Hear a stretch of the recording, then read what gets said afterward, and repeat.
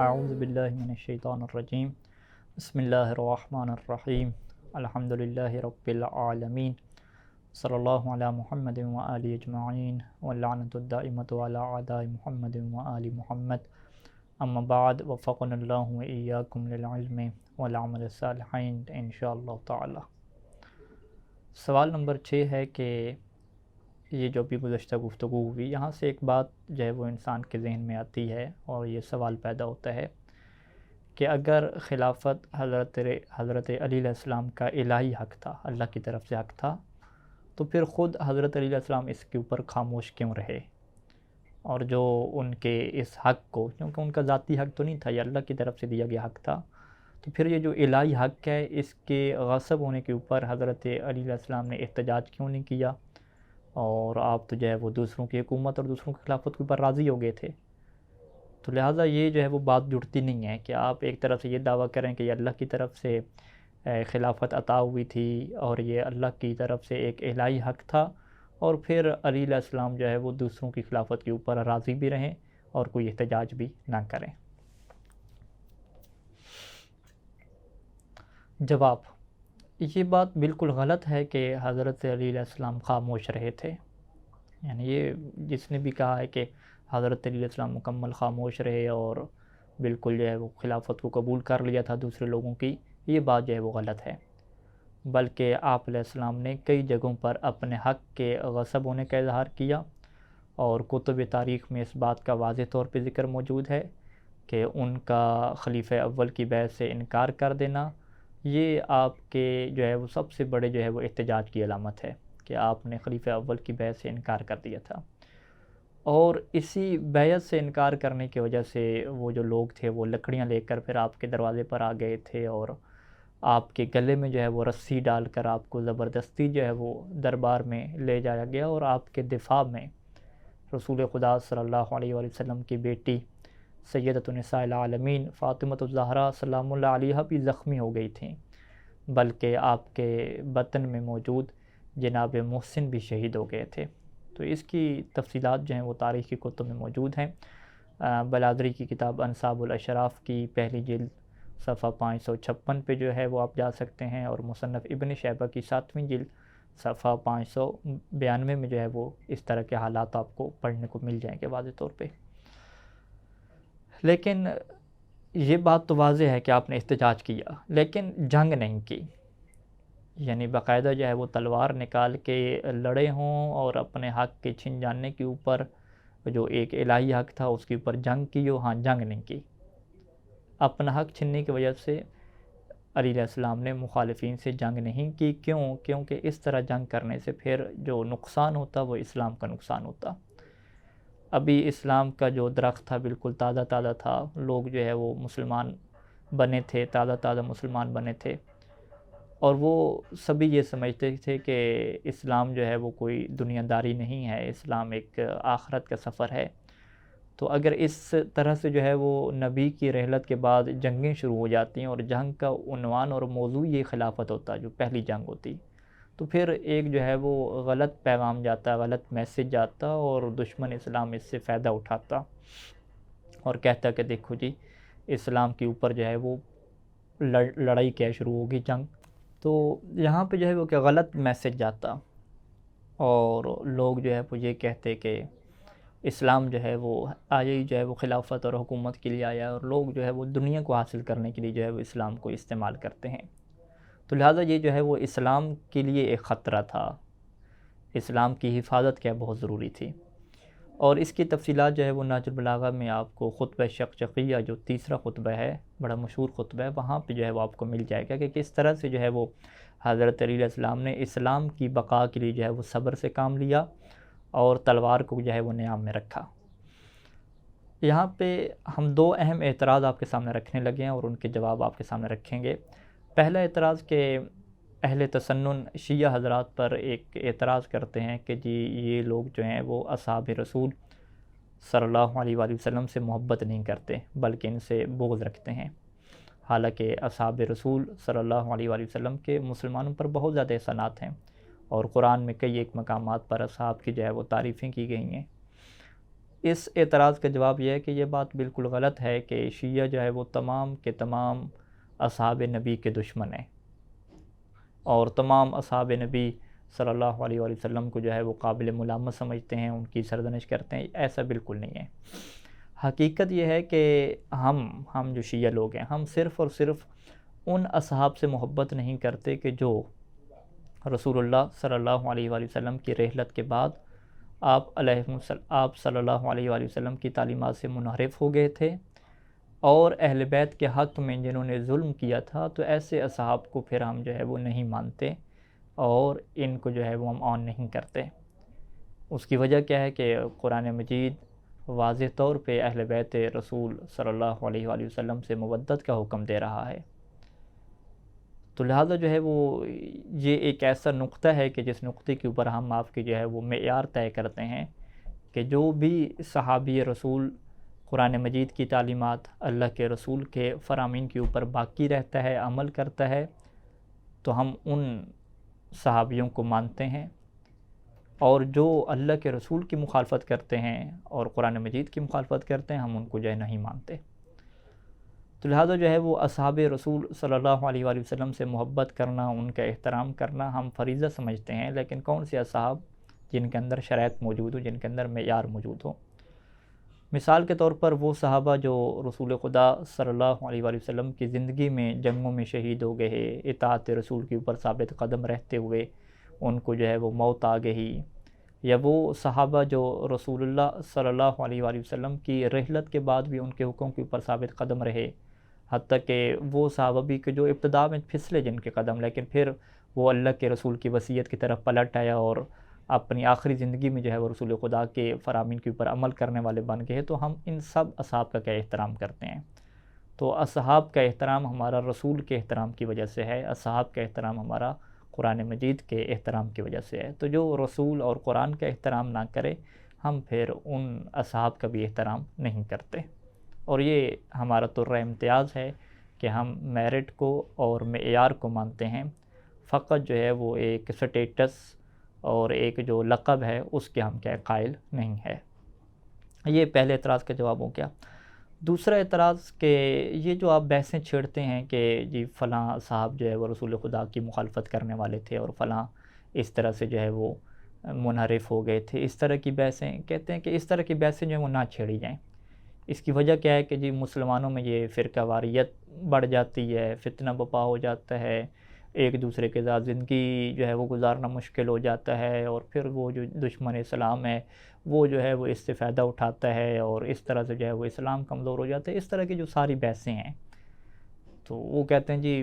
لہذا جو ہے وہ خاموش ہو جائیں، اصحاب کے جو بارے میں جو ہے وہ زبان نہ کھولیں،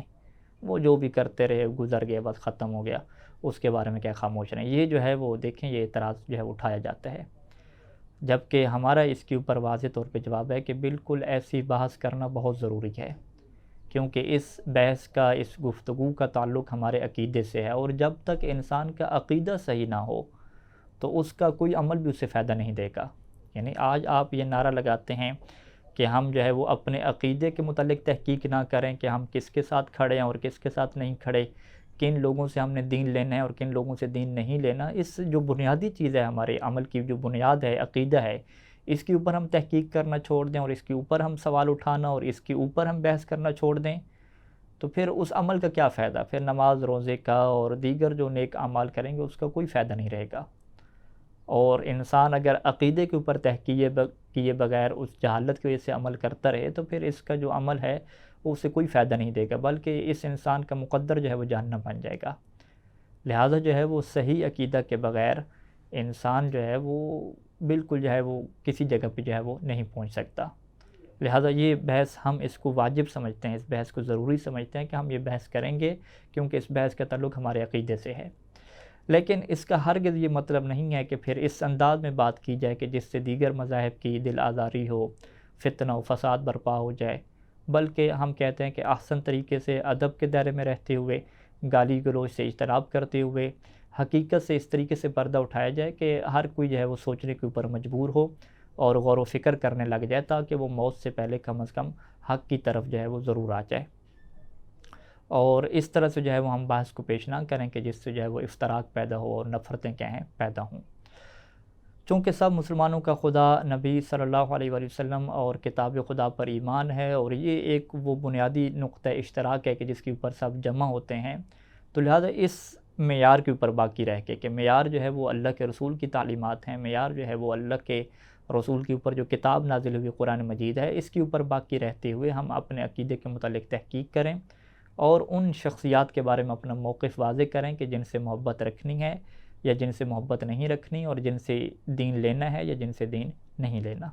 لہٰذا اس میں کوئی لڑنے والی اور مرنے والی بات نہیں ہے، یہ ایک عقیدے کا مسئلہ ہے، اور اس کے اوپر ہر کوئی جو ہے وہ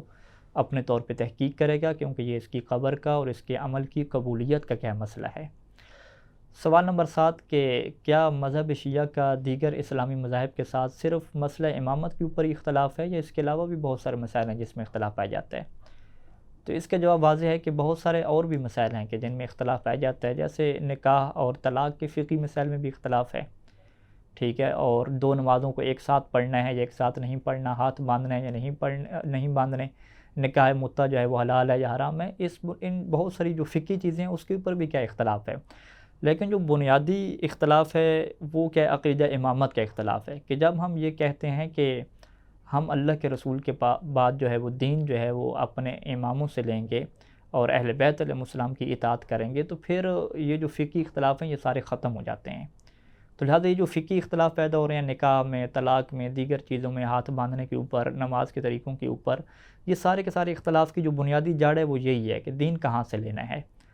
دین جو ہے وہ اہل بیت علیہ السلام سے لینا ہے، یا دین جو ہے وہ اہل بیت علیہ السلام کو چھوڑ کے بس کوئی بھی سنت رسول کو بیان کرنے والا اس سے لے لینا ہے۔ اگر یہ معاملہ ہمارا حل ہو جائے تو پھر سارے مسائل کیا حل ہو جائیں گے۔ لہٰذا اسی وجہ سے ہم یہ کہتے ہیں کہ دوسرے مسائل میں جیسے نکاح متع میں آپ بحث کرنے لگ جائیں، نماز کو جی ایک ساتھ پڑھنا ہے یا نہیں پڑھنا ہے اس کے اوپر بحث کرنے لگ جائیں، ہاتھ باندھنے نہیں باندھنے، یہ بہت بات کی بحثیں ہیں، ان کو چھیڑنے کی کوئی ضرورت نہیں ہے۔ اصل جو ان بحثوں کا جو آغاز ہوتا ہے جس مسئلہ کی وجہ سے، وہ مسئلہ امامت ہے۔ لہٰذا ہر جو ہے بندہ وہ مسئلہ امامت کے اوپر تحقیق کرے اور مسئلہ امامت کو ہمیشہ کیا ہے موضوع گفتگو قرار دے اور اسی کے اوپر کیا ہے بحث کرے۔ یہیں سے سارے کیا ہے مشکلات اور یہیں سے سارے اختلافات کیا ہے ختم ہو جائیں گے، اور باقی جو جزوی اختلافات ہیں ان کے اوپر بحث کرنے کی ضرورت ہی نہیں پڑے گی۔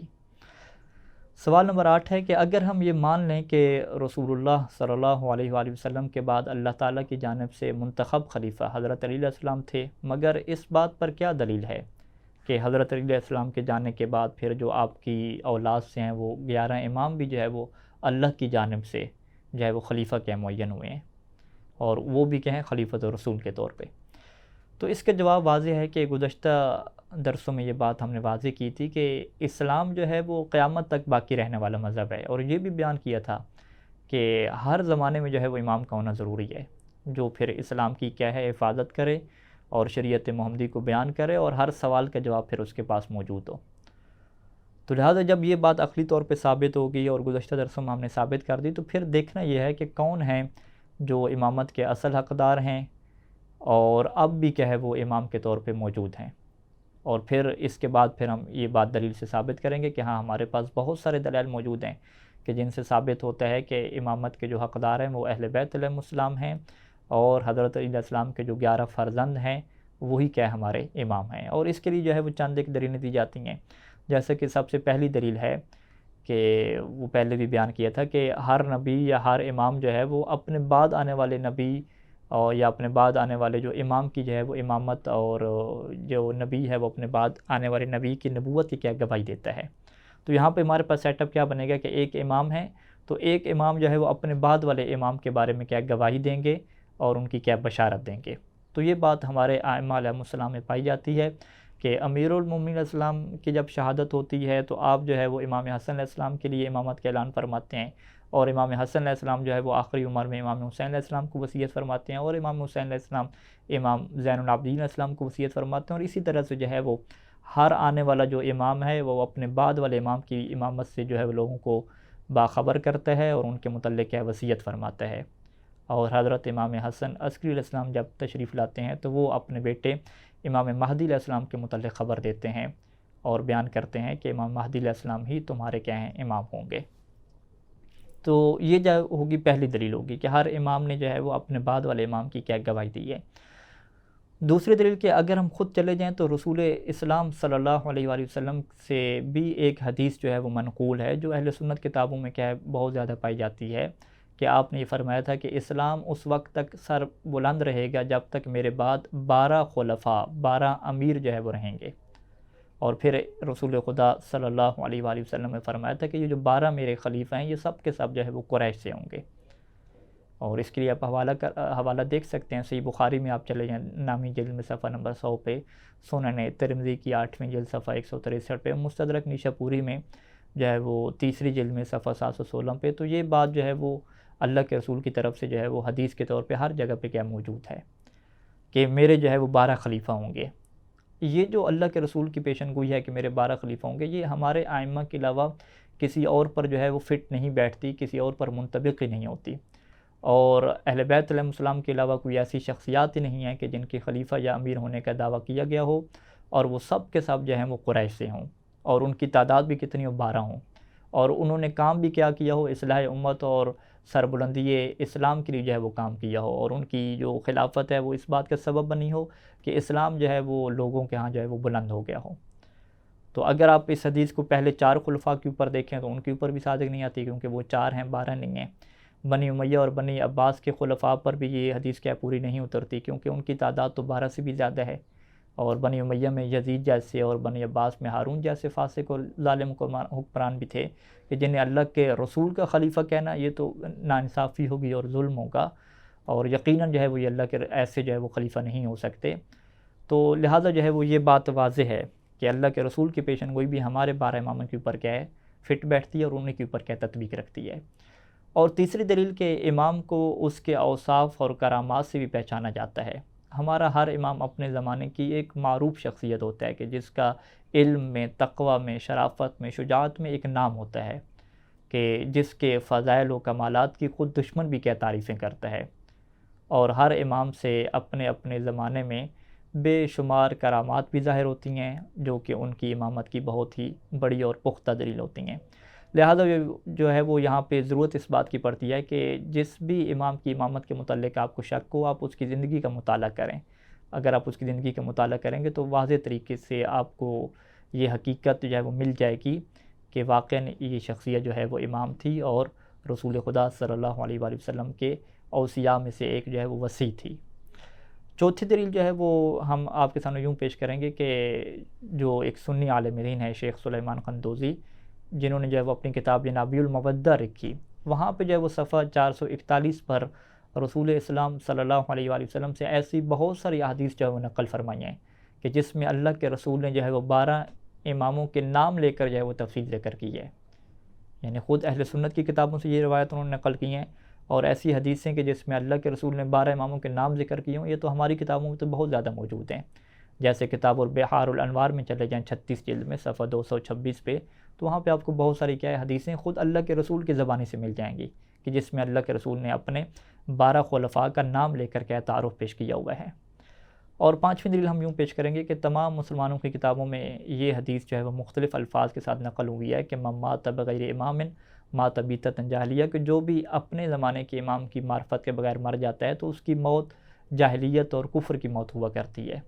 تو حدیث واضح طور پہ بیان کر رہی ہے کہ ہر دور میں ایک امام ہوتا ہے کہ جس کی معرفت ہر انسان کے لیے ضروری ہوتی ہے، جو اس کی معرفت کے بغیر مر گیا پھر وہ مسلمان کیا نہیں بن سکتا، اور وہ جہالت کی موت کیا مرے گا۔ تو ہمارے ائمہ علیہ السلام کے علاوہ کون ہے جو ہر دور میں ہو اور پھر جن کی معرفت کو کیا ہے ضروری قرار دیا گیا ہو؟ کیا یہ جو ظالم اور جابر قسم کے حکمران جو چل رہے ہیں، جو غریبوں اور مسکینوں کا خون چوس رہے ہیں، کیا یہ امام جو ہے وہ ہوں گے؟ ان کی ہم معرفت حاصل کریں گے کہ ہمارا جو ہے وہ کون وزیر اعظم ہے، کون صدر ہے، کون ہمارا خلیفہ ہے، یہ ہوگی؟ نہیں، یقیناً جو ہے وہ یہ چیز نہیں ہے۔ تو لہٰذا ضروری ہے کہ اس امام کی تلاش کرے، ہر کوئی اپنے زمانے کے امام کی تلاش کرے کہ جس کی معرفت ضروری ہے، کہ جس کی معرفت کے بغیر جو ہے وہ یہ انسان جو ہے وہ جہالت کی موت کیا مرے گا۔ تو اس حدیث کے متعلق بھی آپ سوچیں تو آپ کو پتہ چل جائے گا کہ ہاں 12 اماموں کو ہمیں ماننا پڑے گا۔ اور چھٹی دلیل کہ رسول اسلام صلی اللہ علیہ وآلہ وسلم سے چند ایسی معتبر احادیث نقل ہوئی ہیں جن سے یہ بات ثابت ہوتی ہے کہ وہ اپنی امت کی باغ دوڑ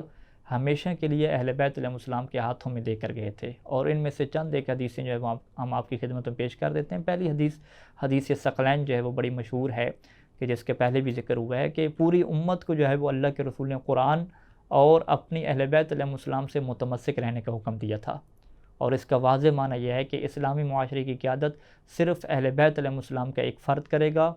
اور اس اہل بیت علیہ السلام کے جو فرد کا قانون ہے وہ قرآن کے آئینہ میں کیا ہے، مرتب اور معین ہوگا،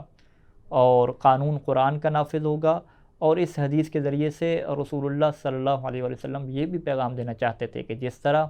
قرآن ہر زمانے میں موجود رہے گا، اسی طرح ہر زمانے میں خاندان اہل بیت کا بھی کوئی نہ کوئی فرد ضرور موجود رہے گا۔ جیسے آج قرآن موجود ہے، تو ایسے ہی ہمارے امام عصر، امام حجت دوراں، بقیت اللہ فی الارض، حضرت امام مہدی علیہ السلام بھی کہ موجود ہیں۔ تو یہ ایک حدیث ثقلین ہے۔ دوسری حدیث جو حدیث سفینہ ہے، کہ اللہ کے رسول نے اپنی اہل بیت علیہ السلام کو کشتی نوح سے جو ہے وہ تشبیہ دی تھی، فرمایا تھا کہ جو اس کشتی میں سوار ہو جائے گا وہ نجات پا جائے گا، اور جو سوار نہیں ہوگا وہ غرق ہو جائے گا۔ یعنی یہ عربی زبان کا متن ہے کہ مثل اہل بیت فیکم کا مثل سفینۃ نوح من رکبھا نجا ومن تخلف عنہا غرقا، کہ میری اہل بیت کی تمہارے درمیان وہی مثال ہے جو قوم نوح کے درمیان کشتی نوح کی تھی، کہ جو اس میں سوار ہوا اس نے نجات پائی، اور جس نے اس سے منہ موڑ لیا وہ غرق ہو گیا۔ مستدرک نیشاپوری کی جلد نمبر 2 صفحہ 158 اور خصائص کبریٰ سیوطی کی جلد 2 اور صفحہ 266 میں جو ہے وہ یہ حدیث واضح طور پر یہ آپ کو مل جائے گی، کہ جو واضح طور پہ اعلان کر رہی ہے کہ اہل بیت علیہ السلام ہی وہ کشتی ہیں کہ جن کے ساتھ متمسک رہنا اور جن کے حکم کی اطاعت کرنا کیا ہمارے اوپر واجب ہے، وگرنہ ہماری جو ہلاکت ہے وہی ہمارا کیا مقدر ہوگی۔ تیسری حدیث وہ حدیث الامان ہے، کہ اللہ کے رسول نے یہ فرمایا تھا کہ اہل بیتی امان لأہل الارض، کہ میرے اہل بیت اہل زمین کے لیے اس طرح باعث امان ہے جس طرح جو ہے وہ ستارے آسمان والوں کے لیے باعث امان ہیں۔ یہ بھی مستدرک نیشاپوری کی تیسری جلد صفحہ 149 پہ ہے۔ تو یقیناً اہل بیت علیہ السلام اسی وقت باعث امان ہو سکتے ہیں کہ جب ان کی بات مانی جائے، یعنی اگر ہم نے ان کی اطاعت ہی نہیں کرنی تو وہ پھر باعث امان کیسے ہو جائیں گے؟ باعث امان اور باعث ہدایت اور ان کی وجہ سے ہمیں اللہ کی رضا حاصل ہو اور ہم خسارے اور نقصان سے بچیں، تبھی ممکن ہے کہ ہم جب اہل بیت علیہ السلام کی اطاعت کریں گے، اور ان لوگوں سے ہم پھر بری ذمہ ہوں گے کہ جنہوں نے اہل بیت علیہ السلام کے اوپر ظلم کیا اور ان کا کیا ہے حق کیا غصب کیا، نہ فقط بری ذمہ ہوں گے بلکہ ہم ان کی اطاعت بھی پھر کیا نہیں کریں گے۔ تو لہٰذا یہ بہت سارے دلائل ہیں کہ جس کے بعد یہ واضح ہو جاتا ہے کہ اللہ کے رسول صلی اللہ علیہ وآلہ وسلم کے بعد جو نظام امامت ہے، اس میں جو 12 امام ہیں وہ امام برحق ہیں، کہ جن کی اطاعت جو ہے وہ ہر دور میں کیا ہے واجب رہی ہے۔ لہٰذا ہر دور میں جو ہے وہ ایک ایسا فرد موجود رہے گا کہ جو خلیفۃ الرسول ہوگا، جو اللہ کے رسول کا وصی ہوگا، کہ جس کی مثال جو ہے وہ کشتی نوح کی مثال ہوگی، کہ جس کا وجود جو ہے وہ امان ہوگا، کہ جس کی اطاعت کرنا، جس سے متمسک رہنا ہماری نجات کی گارنٹی ہوگی۔ وصلی اللہ علی محمد وآلہ اجمعین، والسلام علیکم ورحمۃ اللہ وبرکاتہ۔